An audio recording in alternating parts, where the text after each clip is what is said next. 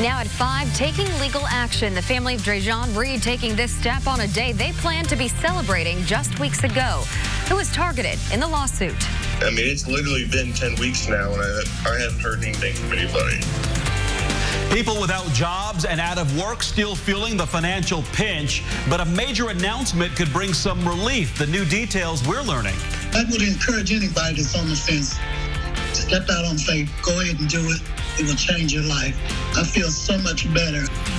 The Indiana Donor Network is still saving lives during this pandemic. The increased safety procedures for organ donation just ahead. This is RTV6 News at 5, working for you. For 21 years, I got to hug my son. And on his 22nd, I can't.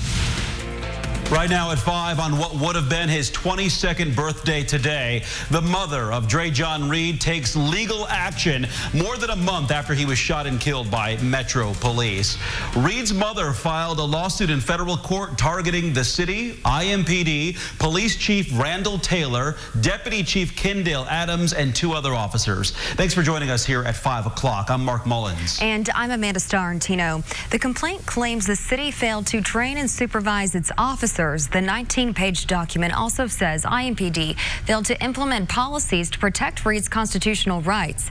Police say after a chase on May 6th during a foot pursuit that followed, they attempt to stop Reed with a taser, which failed. They say they shot at Reed after he shot at police twice. The attorney for Reed's family continues to dispute that account. What we're asking for, what we demand, is that the people who work for us, the IMPD, our police department, provide accountability and justice for the murder of Dre'Jon Reed. I've said it before and I'll say it again. Dre'Jon Reed did not point, shoot, threaten a police officer that day, and he did not deserve to die. He was murdered unjustly. The investigation of Reed's death is now led by a court-appointed special prosecutor from Madison County. At the request of the special prosecutor, Indiana State Police are handling the criminal investigation. An historic ruling from the U.S. Supreme Court this week offers protection against discrimination in the workplace for LGBTQ Americans. Many members of that community say it is a big step forward, but certain exemptions mean they still may not be protected in religious organizations. RTV6's Megan Sanctorum spoke with a law expert and explains. It is something we've seen here in our state. Members of the LGBTQ community losing their jobs at religious affiliated workplaces because of their sexual orientation or identity. It happened at Cathedral High School and Roncalli High School. Both schools are affiliated with the Catholic Church. So we asked law experts what this ruling could mean for cases similar to those. The direct answer to that is nothing. Dr. Jennifer Drobak is a professor at the IU McKinney School of Law. She says yesterday's Supreme Court ruling offers protection for the LGBTQ community for some positions at religious organizations, but not all. It really depends on the definition of the job and what exactly is going on with a particular teacher, worker. That is that person advancing the religious mission of the organization? She says some could argue teachers and counselors are, while other positions like a cook or custodian are not. The church employer cannot discriminate against those employees. She says although there is the religious exemption, this is still something that will offer new protection for millions of LGBTQ workers. Working for you, Megan Sanctorum, RTV6.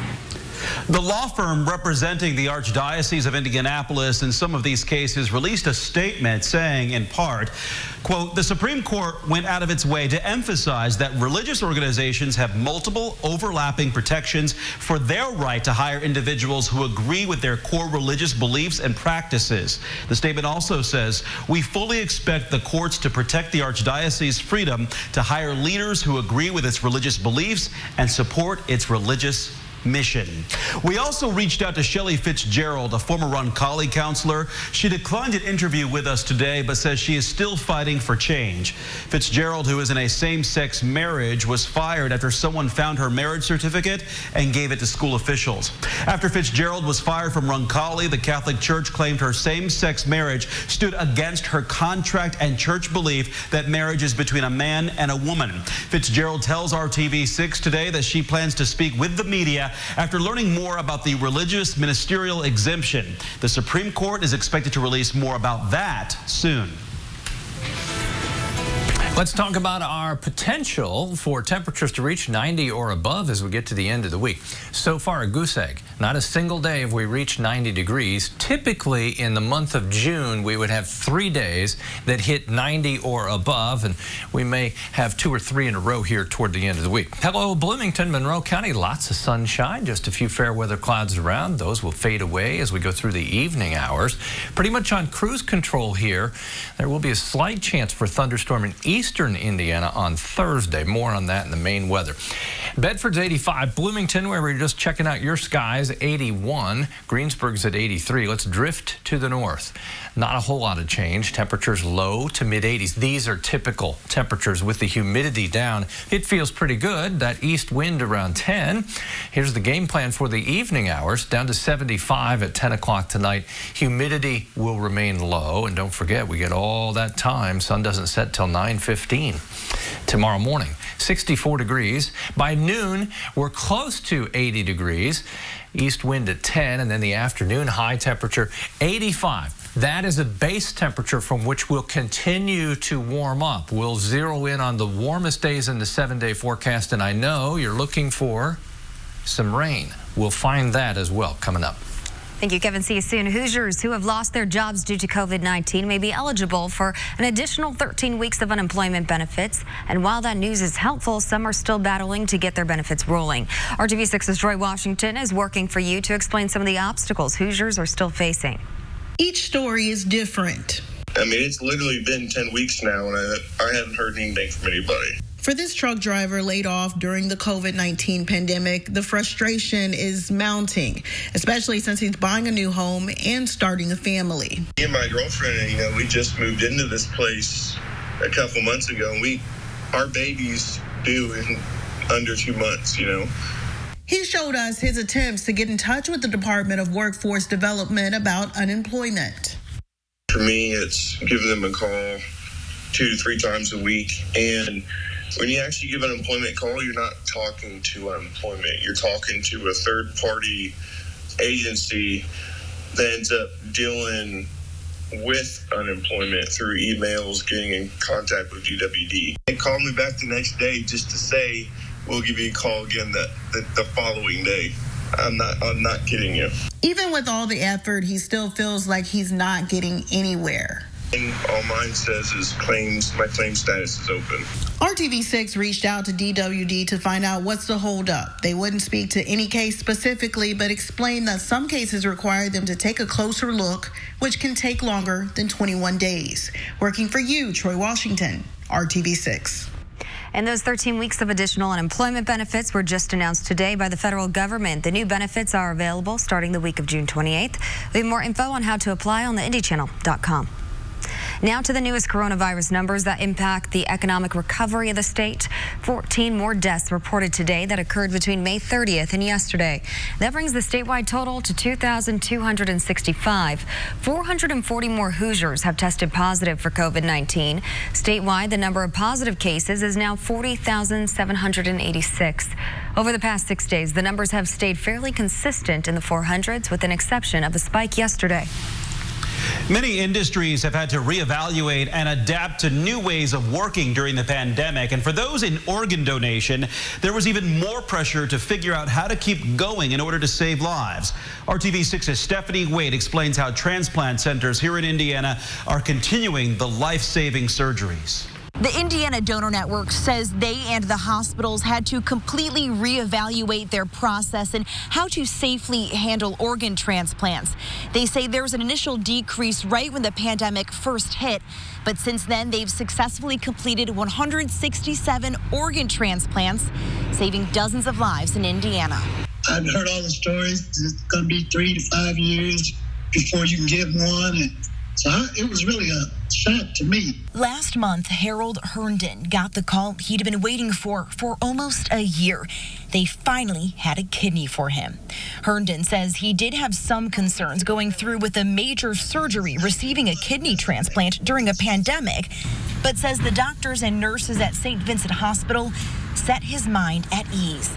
The Indiana Donor Network says they partnered with the State Department of Health to create a speedy 12-hour turnaround time for testing potential donors for the coronavirus. They're not only doing lab testing, but also reviewing imaging of donors' lungs, going over all the signs and symptoms, and asking donors' families if they've had any symptoms too, working tirelessly to give Hoosiers a chance at living a full life. And it's just been really inspiring to see the transplant's still happening, lives still being saved, the hope that donor families are able to get out of this process still being able to happen. I'm just really proud that we're still able to work and do it. We're just looking to the future right now. It's going to be a lot brighter. Stephanie Wade, RTV6. Well, 20 people die each day waiting for in Oregon. Every 10 minutes, another person is added to the transplant waiting list. You can save 8 lives through organ donation and heal 75 lives through tissue donation. Anyone can register as a donor. To learn more, just visit indianadonornetwork.org. Now still ahead here at 5, a deadly shooting inside an Indiana hospital. 2 people killed. New details we're learning about exactly how it happened and who's involved. Also still ahead, a video game that requires a prescription, why it could be considered the right medicine for some kids. And I don't know about you, but whenever I don't want to forget something, I always make sure I write it down. So here are the topics we'll go through. Summer heat, when's our next best chance of rain, and your Father's Day forecast, all still to come.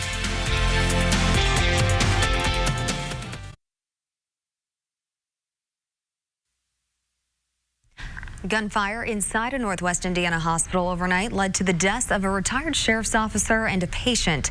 This happened around 1:15 this morning at Community Hospital in Munster in Lake County. The Lake County Sheriff said 2 retired sheriff's officers working hospital security responded to a report of patient beating a nurse. A struggle followed, and the patient, who the sheriff said was a psychiatric patient, took a gun from one officer's gun belt and fatally shot the officer. The other security officer returned fire, killing the patient. No names have been released. Federal executions will resume next month for the first time since 2003, and they will take place in Indiana. The Justice Department has set execution dates starting in mid-July for 4 death row inmates held at federal prison in Terre Haute. All 4 have been convicted of murder, including the killings of children. The move comes after a months-long legal battle over that matter. As virus restrictions ease, many Americans are making a mad dash for their favorite stores. Retail sales saw the biggest ever monthly jump from April to May. They were up 17.7%, which shattered expectations, by the way. Many economists thought it would have been around 8%. Clothing and accessory retailers saw the biggest gains, with sales up 188%. Stores that sell sporting goods, books, musical instruments, and hobby supplies saw an 88% increase. Next bit of medical news may come as a surprise to parents. An FDA-approved video game for the treatment of attention deficit hyperactivity disorder, or ADHD. All right, recruit, suit up. Only capture these little savages. The FDA approved EndeavorRx yesterday. The video game will be by prescription only and aimed at kids between the ages of 8 and 12. Children steer an avatar through an obstacle course and collect targets to earn rewards. The company that created EndeavorRx said the game was shown to improve attention function. The FDA noted that some negative effects have been reported, such as frustration, headache, dizziness, emotional reaction, and aggression, but none were serious. The game will be used alongside other ADHD treatments. Now to your Storm Team 6 forecast, and after some very comfortable days, the temperature is starting to creep up a bit. Kevin. Welcome back, Amanda. After a couple days off, yeah, temperatures are headed back up, but the humidity is still over here, and it will slowly catch up to the warming temperatures. This is a great place to take a walk. The downtown canal, let me tell you a story. I would go typically walking after the 7 o'clock news, start at St. Clair Street and then go south. and there's this one clock, and it would always go backwards, and I couldn't figure out what was going on, if it was self-winding or whatever, and then it hit me. The Indiana Historical Society, you're going back in time. So if you ever see that clock, you'll know what I'm talking about. Well, we're running short on rainfall this month. It's been dry so far. We've had just over an inch of rain. We typically have almost an inch and a quarter. I think we'll change the pattern again as we get to the weekend and bring with it the chance for showers and thunderstorms more on a daily basis. But until then, you might do some watering. Put an X on Friday, meaning I don't think you'll need to water, or you can hold off and see if you get any rain. There's a chance Saturday. The better chance comes on Sunday. As you look at the state, nothing to talk about with radar. There are a few clouds in southeast Indiana, and the weather system that's been sitting and spinning along the mid-Atlantic, notice how everything's coming back to the west. That may bring a shower or two into eastern Indiana, not tomorrow, but Thursday. The closer you are to the state line with Ohio, the little better chance that you'll have a shower or thunderstorm. That is consistency on display right there. We all enjoy sunshine. Temperatures typical for this time of year during the month of June. Say hello to Chloe. She is one special lady. She's almost 16 years old. She's just relaxing. So instead of taking her for a walk, I just sit here with you for a little bit. Chloe, nice to meet you. Augustiniak family sending in the picture. We appreciate that. 72 by 11 o'clock tonight. Sky will be clear. The humidity low. Temperatures tomorrow, they creep up by a couple degrees. We were 83 today, 85 tomorrow. I think we're in the upper 80s as we get to Thursday. Then we'll jump into the low 90s. There are the temperatures around central Indiana tomorrow with no real change from what we have today. East wind still around 10 miles per hour. We dial that and bring in temperatures for Thursday. The change Thursday, eastern Indiana, I would say from Newcastle down to Greensburg, Connorsville, Richmond, you could have an isolated thunderstorm. The rest of us will stay dry. As you see Thursday morning, no issues. Thursday afternoon, there are the clouds in the eastern portion of the state. Dayton, Ohio, Cincinnati, slight chance of a shower or thunder shower, and that could reach the extreme eastern portion of the state. But odds are you'll stay dry. As you look at the weekend, 92 on Saturday, 90 on Sunday. The chance for thunderstorms increases Saturday night, and we'll see scattered thunderstorms around on Sunday as well. Here's your weekend map, and you begin to see some of that moisture with more humidity generate some showers and some thunderstorms. Our conversation's nearly over. Here's your 7-day planner. Temperatures warm, 3 straight days close to 90 or above. Friday, Saturday, and Sunday. The blue ribbon goes to Dad on Sunday.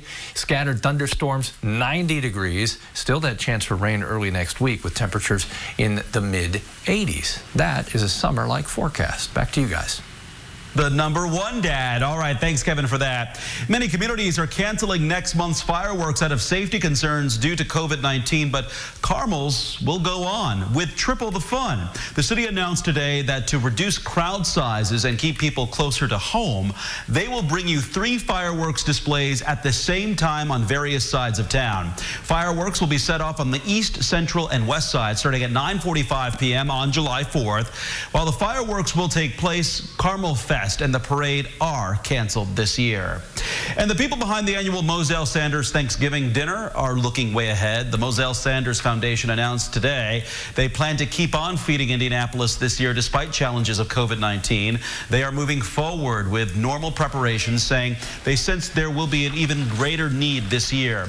They are also developing a secondary plan in case social distancing is still in place in November. This isn't normal. The pandemic is affecting all parts of life, and now families who didn't face hunger before are trying to figure it out. How you can make a difference even with just 5 or 10 cents. That's next when the news continues on RTV6. Working for you. Right now on RTV6, a good reason to round up the next time that you're buying groceries. The COVID-19 pandemic has created unexpected obstacles for families when it comes to keeping the pantry stocked. So RTV6 is teaming up with Kroger and Second Helpings to help bridge the gap. All week long, when you're checking out at Kroger, you may have the option to give, even if it's just a little bit.